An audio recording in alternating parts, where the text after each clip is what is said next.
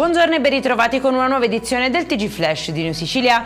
In apertura maxi operazione antimafia tra Italia ed estero, arrestate 3 persone e sequestrati beni per oltre 200 milioni di euro riconducibili al patrimonio illecito di Matteo Messina Denaro.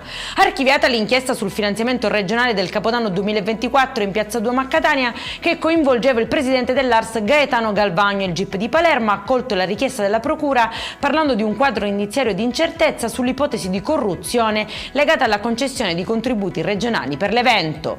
La DDA di Caltanissetta accende i riflettori sulla discarica di Gela, 6 indagati nell'inchiesta su presunti illeciti nella gestione del ciclo dei rifiuti. Colpo fallito in un supermercato di Catania dove una coppia è finita ai domiciliari dopo un tentativo di fuga concluso con l'intervento dei carabinieri. Il 38enne avrebbe cercato di portare via merce e un televisore da 50 pollici, passando dall'uscita senza acquisti, mentre la complice durante la fuga in auto avrebbe anche tentato di investire l'addetto alla vigilanza intervenuto per fermarli.